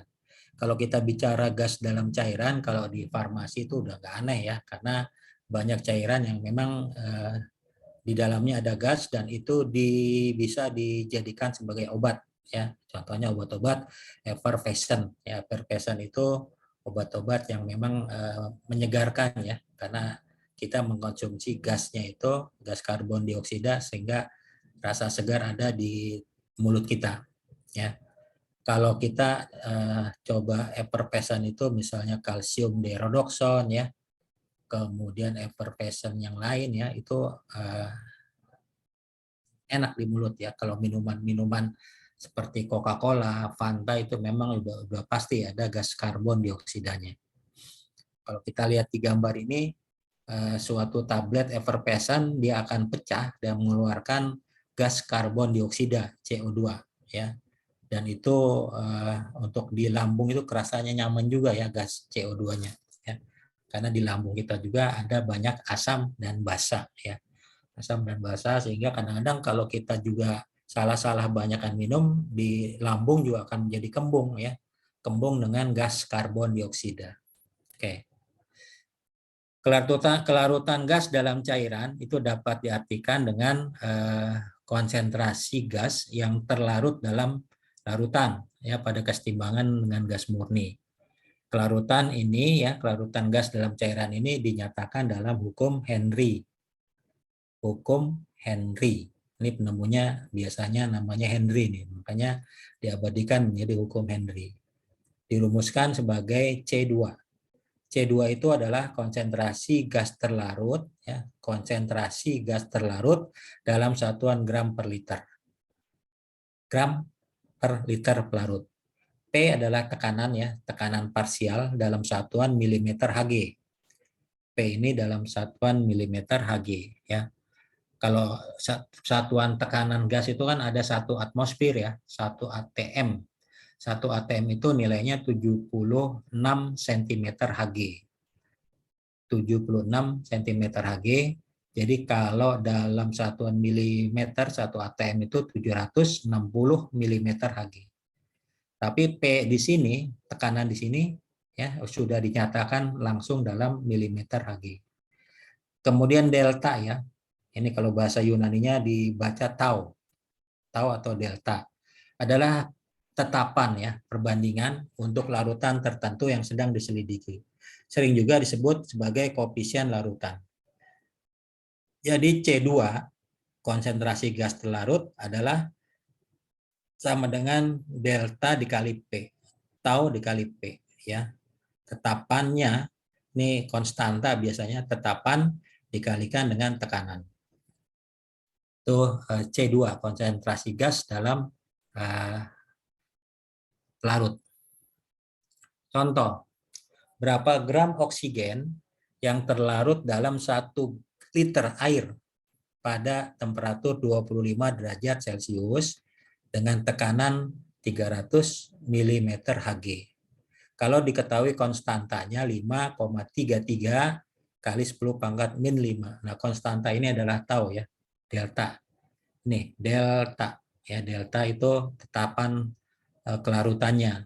Deltanya 5,33 kali 10⁻⁵ dikali P tekanannya adalah 300 mm Hg, 0,01599 gram per liter. Karena satuannya sudah semua dalam satuan apa? Dalam satuan milimeter Hg dan dalam satuan konstanta. Konstanta tidak mempunyai satuan, ya, tidak mempunyai satuan. Oke, tinggal Anda kalikan aja delta P dikali P. Kemudian kelarutan cairan dalam cairan. Tadi kelarutan gas dalam cairan, sekarang kelarutan cairan dalam cairan. Seringkali satu atau lebih cairan dicampur dalam pembuatan larutan ya, farmasetik. Misalnya nih, Anda ingin membuat misalnya alkohol ya. Anda tambahkan dalam air membentuk hidroalkohol. Oke, Anda ingin membuat alkohol 76%, Anda tambahkanlah air ditambah alkohol atau alkohol ditambah air. Jadi alkohol. Kemudian minyak menguap dengan air, ya, misalnya minyak kayu putih Anda campur dengan air. Atau minyak menguap dengan alkohol yang berbentuk spirit, ya, dan lain-lain. Contoh sediaan dalam bidang farmasi misalnya sirup eliksir, ya, itu campuran juga, parfum, spiritus, ya, dan sebagainya. Jika kelarutan cairan dalam cairan berdasarkan hukum Raoult, maka disebut sebagai larutan ideal. Apabila larutan dianggap mendekati ideal, tekanannya ini satuannya dalam kalori per cm3. Diperoleh dengan menggunakan satu persamaan ya. Nah, persamaannya ini ya. PI. PI sama dengan delta HV minus R kali T per V. Delta HV. Delta HV itu kita sebut sebagai, tadi saya rubah ke dalam laser pointer. Nah, delta HP ini adalah panas penguapan. Delta HP adalah selisih atau delta atau panas penguapan. V adalah volume molar cairan ya pada temperatur tertentu T. Kemudian R itu konstanta gas, T itu adalah suhu dalam satuan Kelvin. Suhu dalam satuan Kelvin. Oke. Delta HP adalah panas penguapan. Contoh, panas penguapan molar air pada 25 derajat Celcius adalah 10.500 kalori. Dan V-nya, volume molar cairannya kira-kira 18,01 cm3. Konstanta gas R-nya ya adalah 1,987 kalori per mol derajat. Hitung tekanan dalam air ya, dari airnya PI. Maka PI adalah delta HV minus R kali T dibagi V. Nah, suhunya berapa? 25 derajat kan? Suhunya 25 derajat Celcius, Anda rubah ke dalam satuan Kelvin ditambah dengan 273,16 derajat ya. Jadi Anda rubah dulu satuan Celcius ke dalam satuan Kelvin. Kalau 25 derajat Celcius plus 273. Pak, misalnya 273 aja nggak ada komanya, boleh nggak? Boleh. Ya. Anda tambahkan saja 273. Oke. Nggak usah pakai koma-komaan, ribet. Oke, nggak apa-apa. 273 hasilnya adalah 298 ya, derajat Kelvin. Maka PI tekanan dalamnya adalah delta HV 10.500 dikurang R. R-nya itu 1,987 dikali 282 Kelvin. Dibagi V. V-nya itu adalah 18,01 ya. Maka ini dibagi akan kita dapatkan suatu tekanan dalam ya dari cairan tersebut adalah 550 kalori per cm3. Ya, ini dinyatakan oleh hukum Raoult ya, 550 kalori per cm3. Oke, ada yang mau ditanyakan soal ini? Ya, ini bisa diikuti ya, tinggal Anda masukkan ke soalnya. Rumusnya ya. 273 dari mana tadi, Pak? 273 itu adalah nilai tukar antara Celcius dengan Kelvin. Jadi 1 derajat Celcius ya. 0 derajat Celcius itu setara dengan berapa? 273 derajat Kelvin. 0 kan kalau termometer kan ada termometer Celcius ya. Termometer Reaumur, termometer Kelvin. Termometer Celcius suhu beku air kan 0 derajat. Ya. Kalau Reaumur 0 derajat juga sama. Kalau Fahrenheit 32. Ya, kalau termometernya F Fahrenheit ya pada 0 derajat Celcius itu 32 derajat Fahrenheit. Kalau Kelvin 0 derajat Celcius adalah 273. Jadi kalau Celciusnya 1 derajat ya, 1 derajat Celcius, maka Kelvinnya adalah 1 ditambah 273 berapa? 274 derajat Kelvin. Oke. Jadi nilai tukarnya adalah untuk Celcius T plus 273 Kelvin. Ya, angka itu udah memang perbandingan antara Celcius dengan Kelvin. Ya, ini ya. Jadi Celcius selalu Anda tambahkan 273. Jelas? Untuk Kelvin ya. Ada lagi yang mau tanya?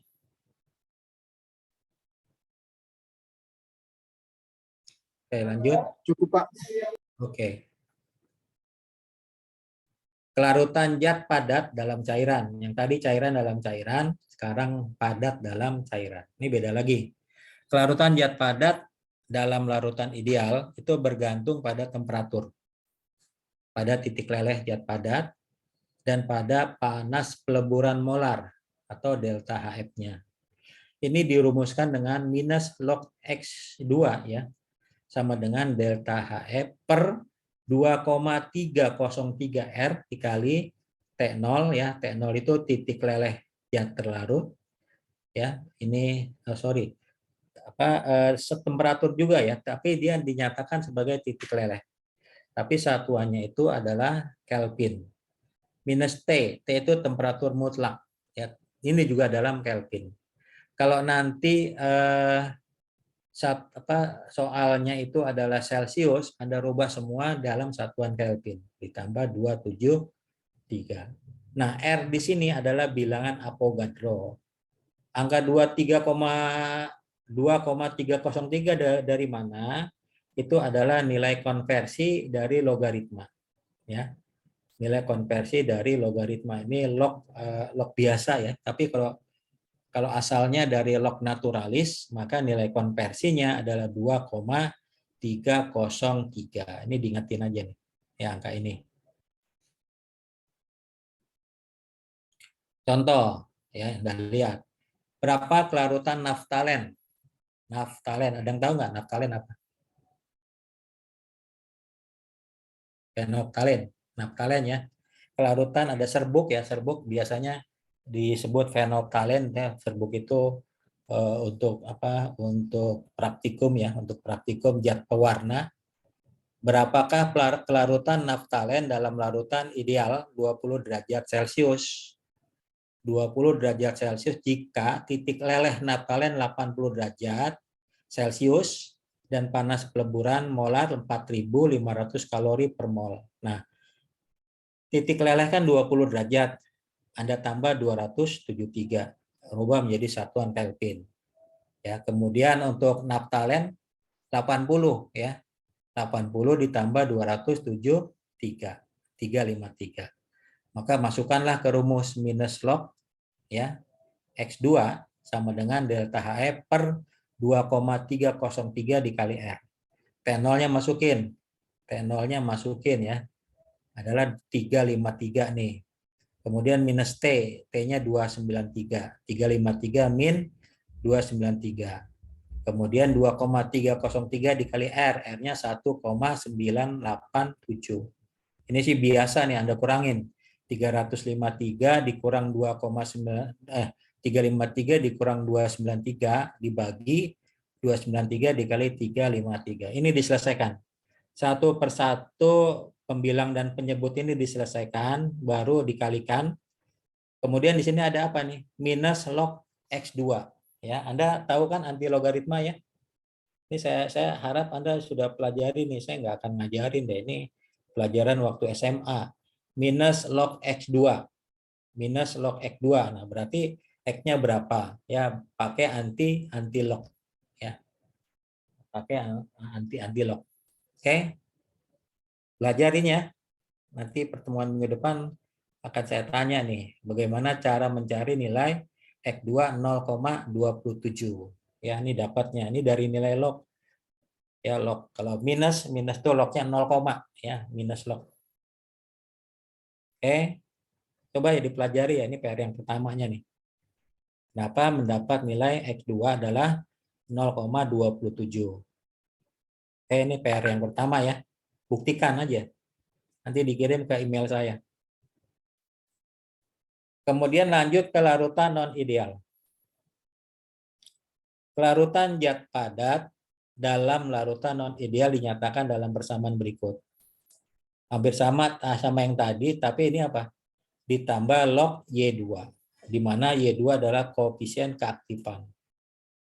Ya, ini yang ini kan tadi gini, T0 min T min log X2 sama dengan delta HE per 2,303 kali R dikali T0 min T per TTO ya. Nah, ini kan sama ya. T0 sama. sama, tapi hanya ditambah log Y2. Y2 itu adalah koefisien keaktifan. Tuh ya, itu adalah kelarutan zat padat dalam larutan yang non ideal. Kemudian lanjut. Kelarutan elektrolit lemah yang dipengaruhi oleh pH. Kelarutan elektrolit lemah yang dipengaruhi oleh pH. Sebuah larutan yang homogen, yang jernih, untuk mencapai keefektifan yang maksimum, pembuatannya harus disesuaikan dengan pH maksimum. Nah, pH maksimum dari larutan ini bergantung dari sifat keelektrolitan dari zat tersebut. Nah, sifat elektrolitannya itu kita lihat mulai dari asam yang tidak terdisosiasi. Untuk mencari pH maksimum sebuah larutan, jika zat terlarutnya adalah elektrolit lemah dan tidak terdisosiasi jelas, maka dapat digunakan rumus yang ini. Ya. P ya, HP, pH ya, pH. PHP sama dengan pKa plus log S min S0. PHP atau pH di mana di bawah pH ini obat akan terpisah dari larutan sebagai asam tidak terdisosiasi. Kemudian kalau S itu konsentrasi molar awal, S0 itu adalah konsentrasi molar dari asam yang tidak terdisosiasi. Ya. Jadi PHP adalah sama dengan pKa plus log S min S0 per S0. Dari asam yang tidak terdisosiasi.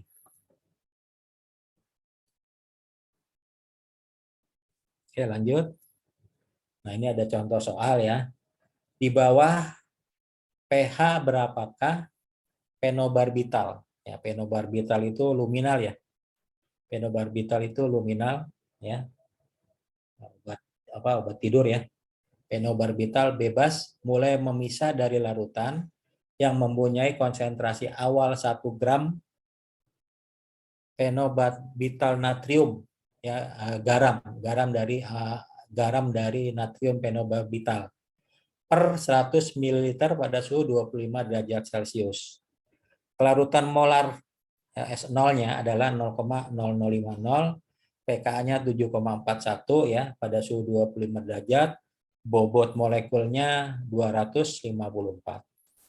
Maka langsung kita jawab bahwa konsentrasi molar garam yang pertama ditambahkan adalah, nah ini, molar ya. Anda rubah dulu BM-nya.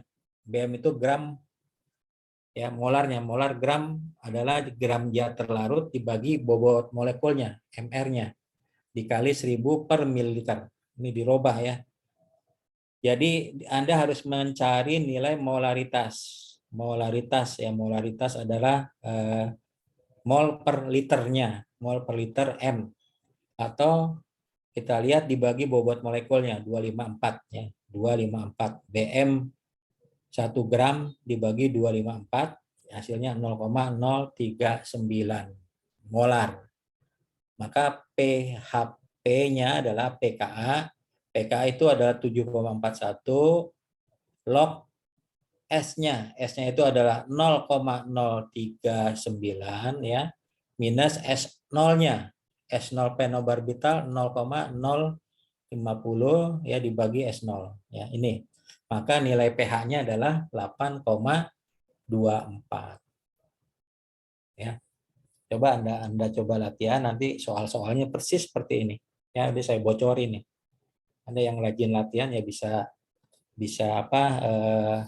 memprediksi soalnya tuh kayak seperti ini. Ya, kecuali ini kekurangannya belajar lewat Zoom. Kadang-kadang ketika saya ngajar kamu lagi melayanin pasien nih. Ada yang kerja, ada yang masih di motor, saya yakin nih. Ada yang masih di motor, ada yang sambil santai, ada yang lagi makan kolak ya, makan asinan ya. Konsentrasi itu kekurangannya. Tapi ini udah saya bocorkan dulu bahwa soal akan seperti ini. Ya. Anda bisa tandakan. Karena sebentar lagi kita mau mid test ini. Kemudian kalau yang pertama tadi adalah asam tidak terdisosiasi, kalau yang ini adalah dalam basa lemah. Dalam basa lemah. Nah, untuk menentukan pH pada basa lemah, maka kita gunakan persamaan ini. pH sama dengan PKW minus PKA plus log S0 per S min S0. Ya, ini rumusannya. S adalah konsentrasi obat yang mula-mula ditambahkan sebagai garam. S0 itu kelarutan molar, ya. Kelarutan molar basa bebas dalam air. pH, ya, pHP adalah di mana pH tersebut obat mulai mengendap sebagai basa bebas, ya. Jadi pHP PKW min PKA plus log S0 per S min S0. Nah, itu namanya untuk mencari pH dalam basa lemah. Oke, sampai sini ada mau tanya? Lanjut ya. Distribusi zat terlarut di antara pelarut yang tidak bercampur. Nah, distribusi zat terlarut di antara pelarut yang tidak bercampur. Dalam distribusi zat terlarut pada pelarut yang tidak bercampur, zat terlarut akan terdistribusi di antara kedua lapisan dengan perbandingan konsentrasi tertentu. Jadi perbandingan ini disebut koefisien distribusi atau sering juga kita sebut koefisien partisi. Biasanya sih orang lebih kenal koefisien partisi. Berapa sih koefisien partisinya? Tapi ada yang suka menyebut koefisien distribusi. Yaitu apa? Distribusi zat terlarut di antara pelarut yang tidak dapat bercampur. Nah, ini ya. K C1 per C2. Koefisien distribusi. K sama dengan C1 per C2. C1 adalah konsentrasi zat terlarut dalam pelarut semula dibagi C2, konsentrasi zat pelarut dalam pelarut pengekstraksinya. Ya. Jadi C1 adalah dalam pelarut semula, yang kedua C2 adalah dalam pelarut pengekstraksinya. K sama dengan,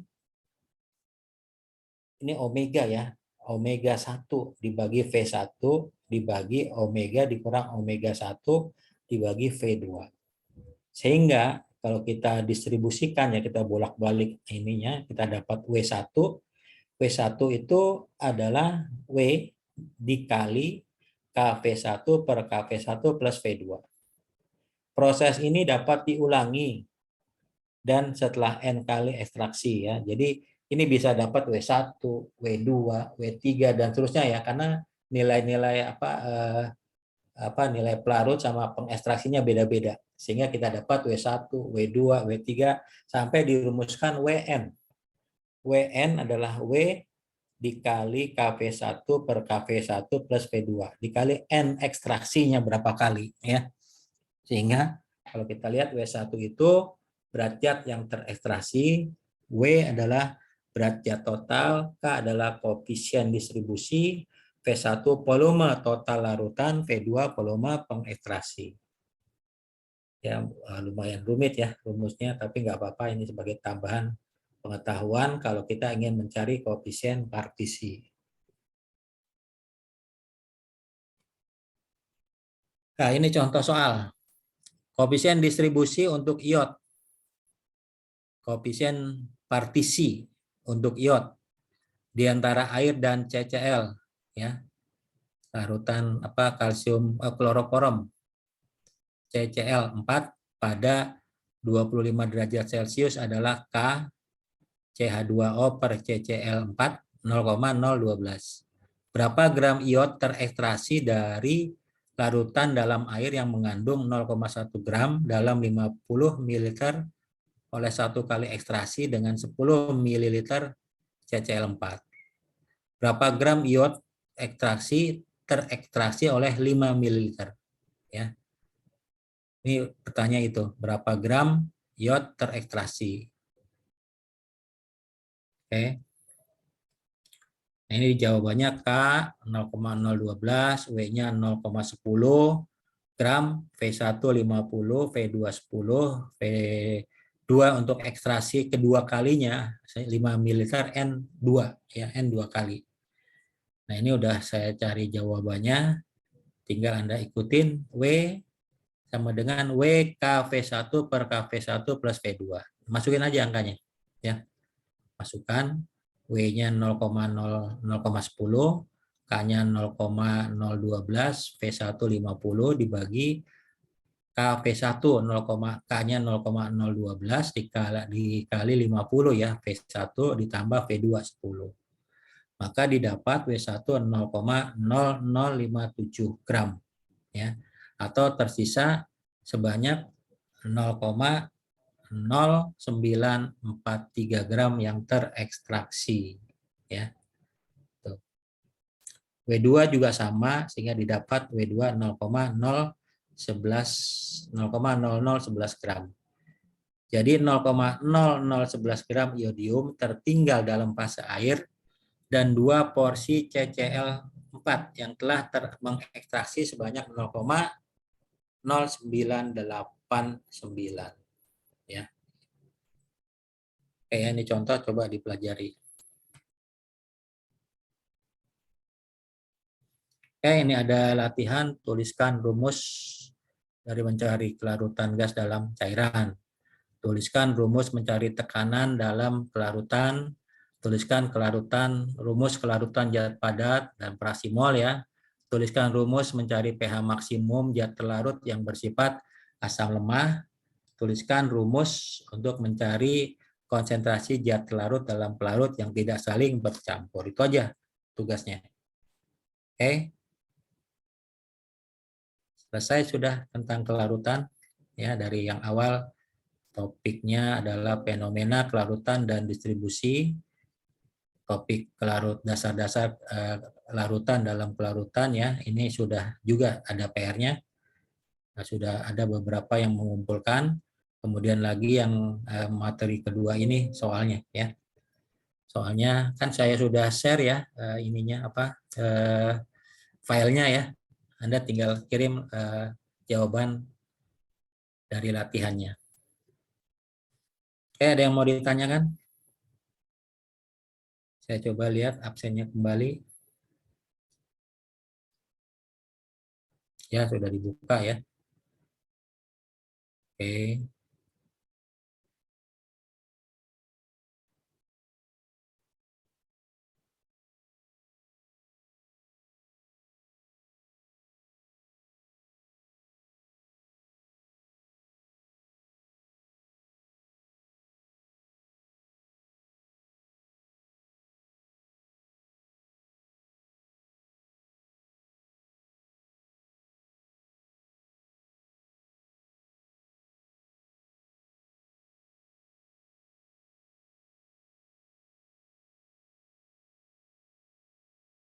Mudah-mudahan kita tetap sehat ya, dapat menjalani ibadah puasa semaksimal mungkin ya, tidak ada yang bolong ya.